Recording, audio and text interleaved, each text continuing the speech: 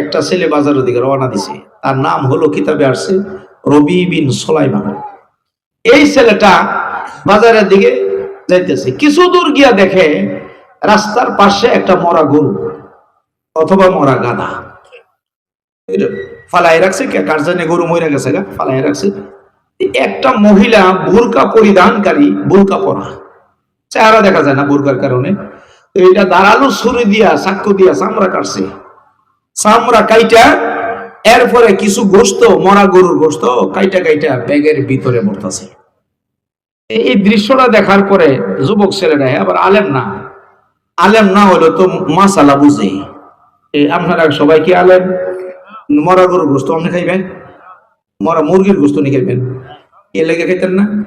কারণ এটা জীবন ভরা শূন্য আইছেন, মৃত জানোয়ারের গোস্ত খাওয়া আরাম, মরা মুরগির গোস্ত খাওয়া আরাম।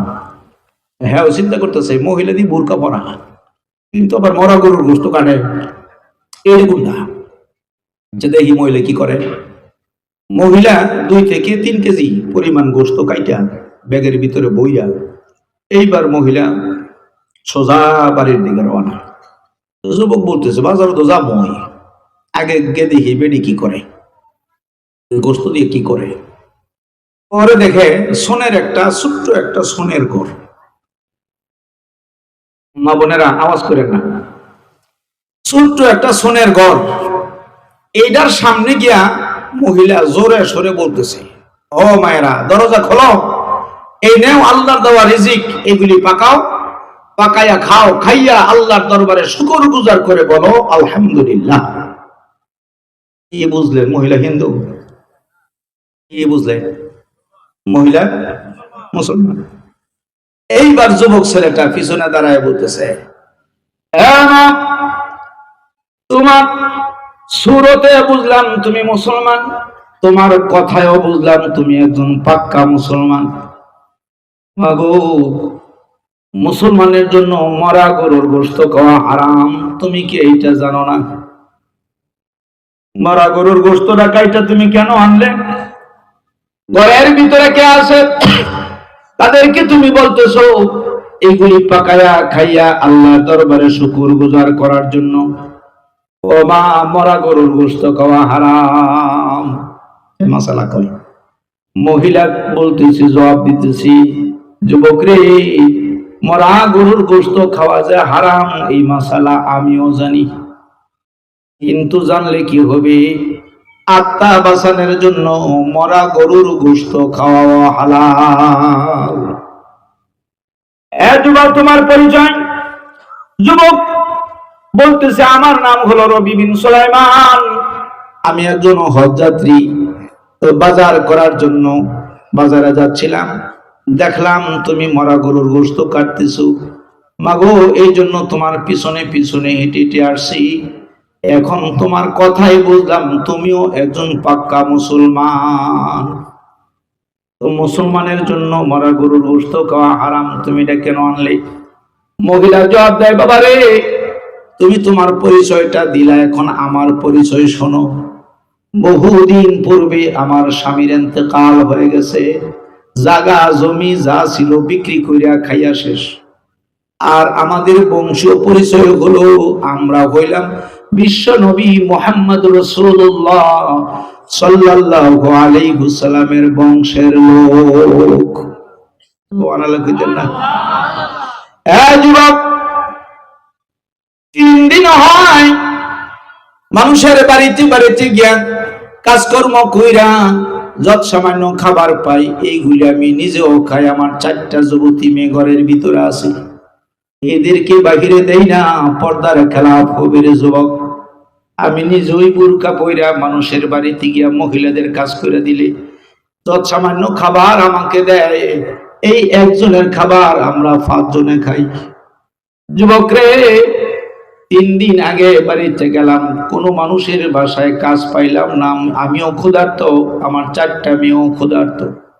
গতকাল গেলাম, কাজ পাইলাম না, খাবার পাইলাম না, আমিও ক্ষুধার্ত, আমার 4টা মেয়েও ক্ষুধার্ত। 2 দিন চলে গেল, রাত দিন 24 ঘন্টা 48 ঘন্টা। আজকে 3য় দিন, সকালবেলা বের হয়ে গিয়েছিলাম, গিয়া কারু বাসায় কোনো কাজ পাই নাই। যাবার সময় সর্বকনিষ্ঠ মেয়েটা, ছোট্ট মেয়েটা আমার পা জড়ায় ধইরা কাঁদতেছিল আর বলতেছিল, মাগো গতকালের মতন বা আগের দিনের মতন খালি হাতে আসবা না গো মা, কিছু না কিছু খাবারের নিয়ে আসবা। যদি তুমি খালি হাতে আসো, আমার মন বলতেছে আমি আর বাঁচবো না, কারণ আজ 3 দিন হয় পানি ছাড়া আর কিছু পেটের ভিতরে দিতে পারি নাই। একটা খেজুর হলো নিয়ে আসবা, অথবা একটা রুটি হলো নিয়ে আসবা, মা খালি হাতে আসবা না। হ্যাঁ যুবক, কাজ যখন পাইলাম না, নাস্তার রক্ত হয়ে গেছে, সময় হয়ে গেছে, ভাবলাম আত্মা বাঁচানোর জন্য মরা গরুর গোশত খাওয়া তো হালাল, এই জন্য মরা গরুর গোশতটা নিয়ে আসছি রে যুবক। যুবক চিন্তা করতেছে আমি হইলাম গুনাহগার, এরা হলো নেককার, আল্লাহ রাসূলের বংশের লোক, এরা না খায়া মরতেছে, কষ্ট করতেছি, আমি গুনাহগার, আমার খাওয়ার কোনো অভাব নাই, এটা হতে পারে না। মহিলাকে ডাক দিয়ে বলতেছে, না মা, অল্প কিছু সময় তুমি অপেক্ষা করো, হারাম খাবারের কোনো প্রয়োজন নাই, হালাল খাবারের ব্যবস্থা করতেছি, হারামটা তুমি বর্জন করো। মাগো কয়েকটা মিনিট আমারে সময় দাও। এই কথাটা বইলা যুবক সোজা বাজারে না গিয়া কাফেলার ভিতরে প্রবেশ কইরা আমির সাহেব হুজুরের সামনে গিয়া বইসা ডাক দিয়ে বলতেছে, ও আমির সাহেব হুজুর, আমার মা বাবা হজের খরচ বাবদ আপনার কাছে 600 রুপার টাকা জমা দিয়েছিল, কহ রুপার টাকাগুলো, দেরহামগুলো আমারে দিয়ে দেন। তুমি কি হজ যাইবা না? কয় না হুজুর, নিয়ত পাল্টাই লাইছি, গেলে পরে যেমন হনার যাইতাম না, আমারে আপনি টাকাগুলি ফিরাইয়া দেন। ইমাম সাহেব হুজুর হাদিস বলতেছি, যুবক রে তুমি কি চাও না তোমার গুনাহ মাফ হয়ে যাক?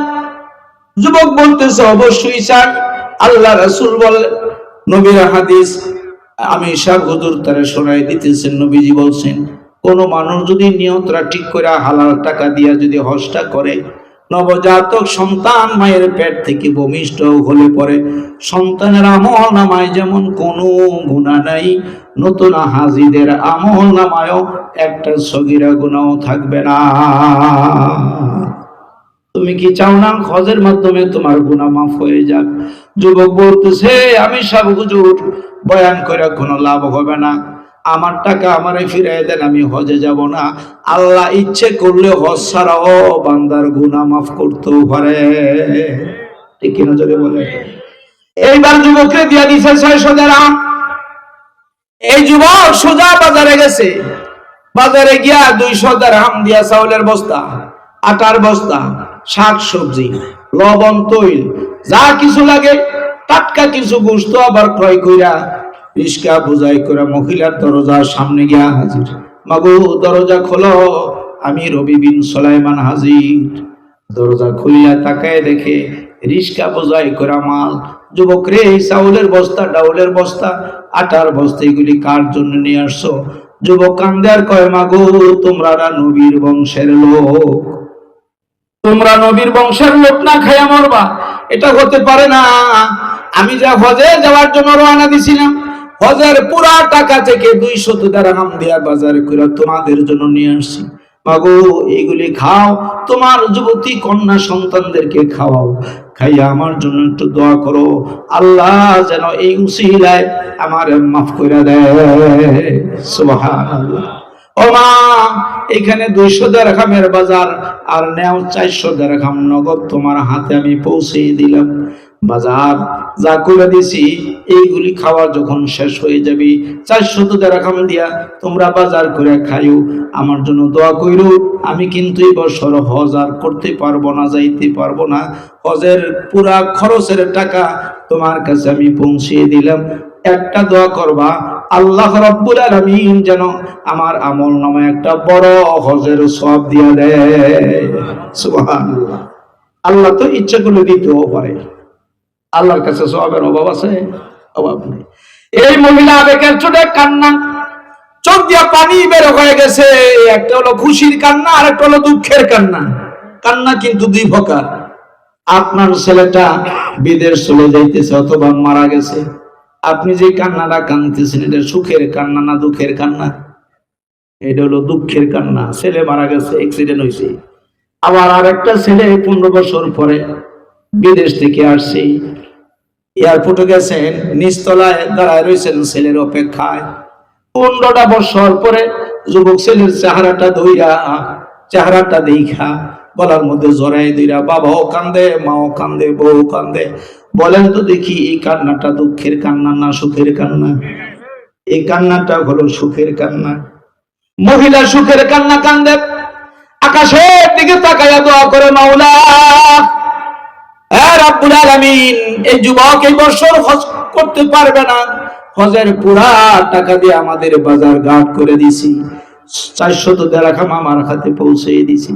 মাওলা রে, আমি তো তোমার নবীর বংশের লোক, তোমার কাছে একটা দোয়া করি, যুবক যদিও হজে যাইতে পারবে না, কিন্তু তার আমল নামায় একটা কবুলিয়ত বড় হজের সওয়াব তুমি উঠাইয়া দিও।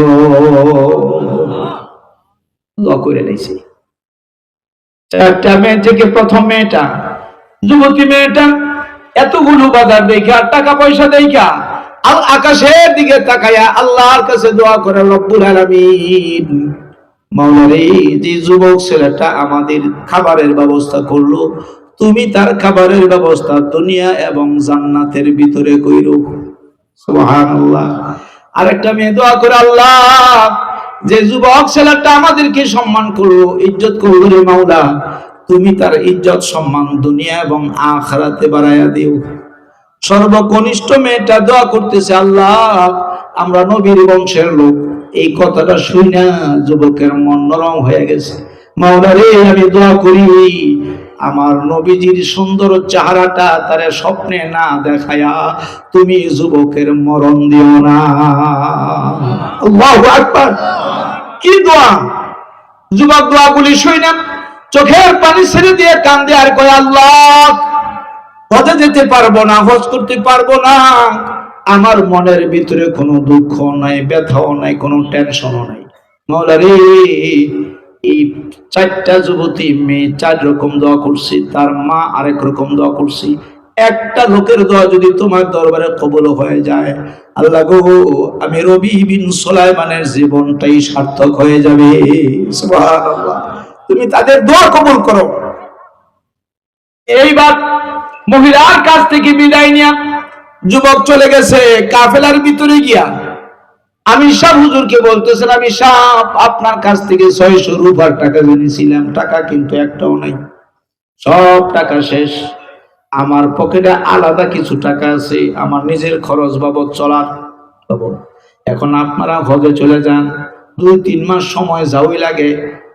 এরপরে যখন ফিরে আসবেন, এই জায়গাটার মধ্যে আমারে পাইবেন, আমি এই জায়গায় থাকবো, খানা পিনা যা আছে সব এই জায়গায়, আমি বাসায় যাইব না। একা একা যদি বাসায় যায়, হজে না গিয়া এলাকার মানুষ আমারে কত রকমের কথা বলবে। ও হুজুর, আপনি চলে যান, আপনি যখন ফিরে আসবেন আপনাদের সাথে আমিও এলাকায় যাব। ওই ঠিক আছে। এই কথা বইলা তারা বিদায় হয়ে গেল, যুবক এই জায়গায় রয়ে গেল।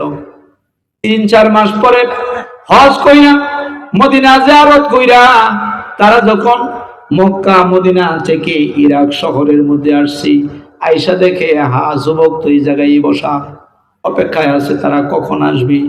এইবার আমি সাহ হুজুরকে দেখাই, যুবক জড়ায় দইরা কান্দে আর কয়, হুজুর, আপনাদের কপাল কত ভালো, আল্লাহর ঘর খানায় কাবা নিজের চোখে দেখা দেখা আপনারা তওয়াফ করছেন, আল্লাহর ঘর খানায় কাবার সামনে রেখা আপনারা নামাজ পড়ছেন, আমি তো যেতেও পারলাম না, নামাজটাও পড়তে পারলাম না, কপাল খারাপ।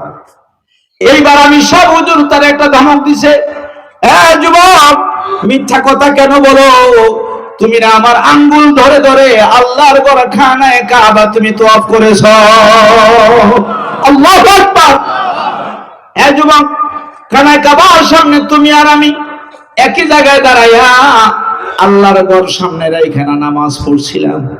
যুবক রে, এখন তুমি এগুলি কি বলতেছো? হুজুরের সাথে আর একজন, সে বলতেছে, যুবক, আরাফার ময়দানে জাবালে রহমতের পাশে দাঁড়াইয়া বিকাল বেলা তুমি আর আমি না দোয়া করছিলাম গুনাহ মাফের জন্য। সুবহানাল্লাহ, জোরে কর। আরেকটা লোক বলতেছে, মিয়া, আল্লাহ রাসূল রওজার পাশে দাঁড়ায়া তুমি না নবীকে সালাম দিয়েছিলে, আমিও না নবীকে সালাম দিয়েছিলাম, দুইজন একই সাথে নবীর কবর জিয়ারত কইরা বের হয়ে গিয়েছিলাম। যুবক, এখন তুমি মিথ্যা কথা কেন বলতেছো? আর একটা লোক দৌড়ে এসে বলতেছে, মিয়া মিথ্যা বলার আর জায়গা টাকা হও না, তোমার ব্যাগ তুমি লইয়া যাও, তোমার ব্যাগ, টাকার ব্যাগ আমি আর কয়দিন বহন করবে রে যুবক। ঘটনাটা হলো, হ্যাঁ যুবক, তুমি রাসূলের রওজার পাশে একটা দরজা আছে, এখনো দরজার মধ্যে লেখা আছে বাবে জিবরাইল। এই দরজা দিয়া রাসূলের ঘরের ভিতরে জিবরাইল আলাইহিস সালাম অধিকাংশ সময় প্রবেশ করতেন কোরআনের আয়াত নিয়া। তো এই দরজা দিয়া জিবরাইল প্রবেশ করার কারণে নবীজি দরজার নাম রাখছে এটা জিবরাইলের দরজা। সুবহানাল্লাহ, জোরে কোন বাবে জিবরাইল, জিবরাইলের দরজা। তো এই দরজা দিয়া তুমি যখন দরজার পাশে দাঁড়াইয়া আমাকে বলছিলা, ভাইজান টাকার ব্যাগটা একটু রাখেন, আমি আসতেছি আসতেছি বইলা তুমি কোথায় উধাও হয়ে গেলা, তোমার আর সন্ধান পাইলাম না। তোমার ব্যাগ আমি আর কয়দিন রাখবো রে যুবক, তোমার ব্যাগ তুমি নিয়ে যাও। জোরে করুন সুবহানাল্লাহ। এক কথায় আমি সব সহ 100 লোকের উপরে তারা আছে, সবাই বলতেছে, যুবক তুমি আমাদের সাথে সফর করছো, তুমি আমাদের সাথে আল্লাহর ঘরখানায় কাবা তওয়াফ করেছো, আমাদের সাথে প্রত্যেকটা হজের প্রত্যেকটা কাজের মধ্যে তুমি ছিলা, এখন তুমি কেন বলতেছো তুমি হজ যাও না? তুমি মিথ্যা কথা কেন বলতেছো? আল্লাহু আকবার। যুবক তো একা, তারা হলো বহু মানুষ। যুবক চুপ হয়ে গেছে, টাকার ব্যাগটা নিয়ে বাড়িতে গেছে। বাড়িতে গিয়া এশার নামাজ পড়া সিজদায় গিয়া আল্লাহর কাছে একটা দোয়া করছি, রব্বুল আলামিন তুমি তো ভালো করে জানো রে মাওলা, আমি তো হজে যাই নাই, ওই জায়গায় ছিলাম, আমি সব সহ সবাই বলতেছে আমারে দেখছে আমি তাদের সাথে হজ করছি। মাওলা রে, ঘটনাটা কি ঘটলো আজকে রাত্রে মেহেরবানি করে তুমি স্বপ্নের মাধ্যমে আমার একটু জানাইয়া দিও। সুবহানাল্লাহ, জোরে কর। এইভাবে তো জানানোর আর কোনো ব্যবস্থা নাই, কারণ নবী তো আর আসবে না, জিবরাইল আসবে না, স্বপ্নের মাধ্যমে তুমি আমাকে ঘটনাটা একটু জানাইয়া দিও। কারণ সবাই বলতেছে আমি হজ করছি, কাবা শরীফের সামনে নাকি দাঁড়ায় নামাজ পড়ছি, আমি তো সেখানে যাই নাই, এখন ঘটনা কি ঘটলো একটু জানাই দিও। এই দোয়াটা কইরা যুবক ঘুমায় গেছে।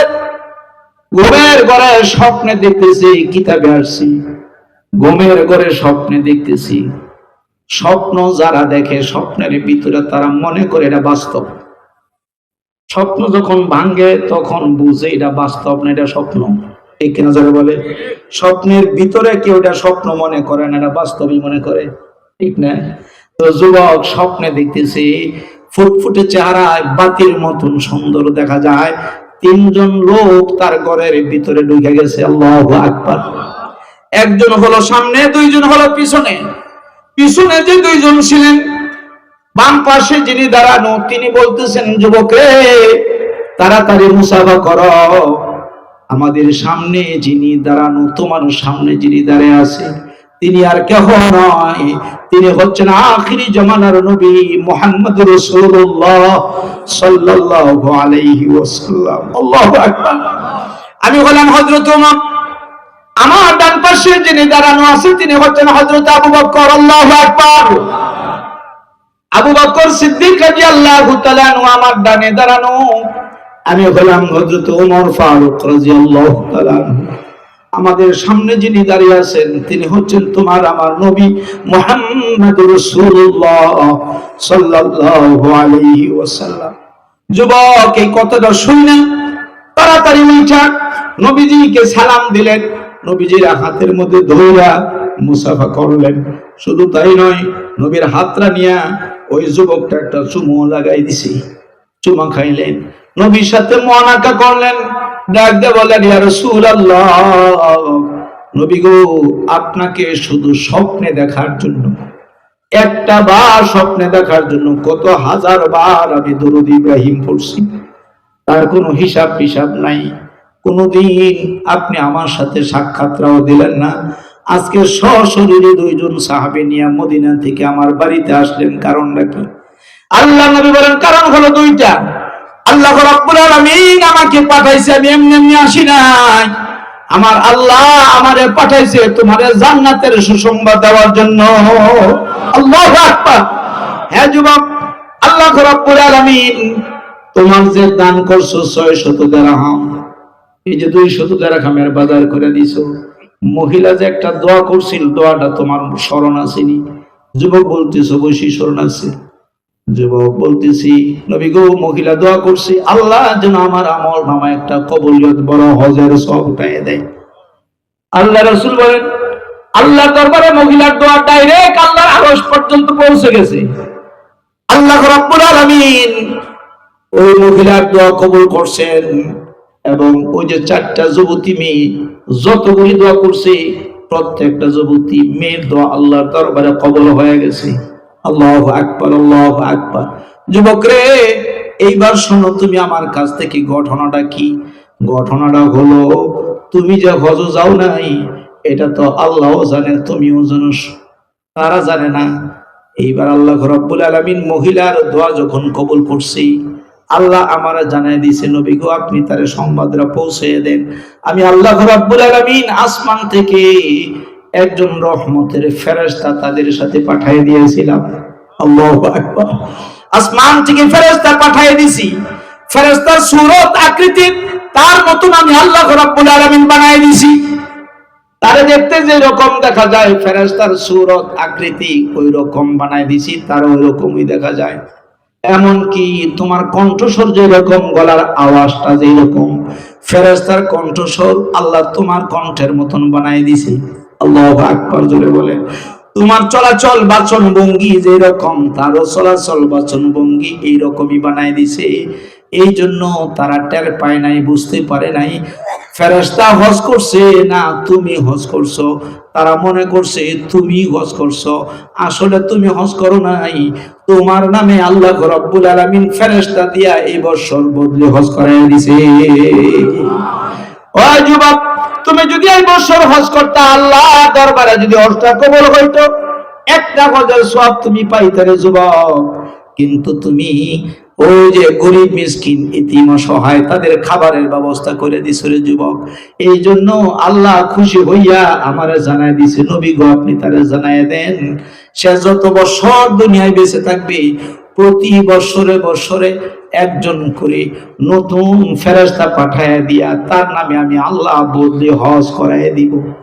যেদিন যুবক মারা যাবে, ওই ওই মরণের সময় থেকে শুরু করে কিয়ামত পর্যন্ত যতগুলি বছর আসবে, প্রতি বছরে বছরে আমি আল্লাহ ফেরেশতা দিয়া তার নামে বদলে হজ করাইয়া দিব।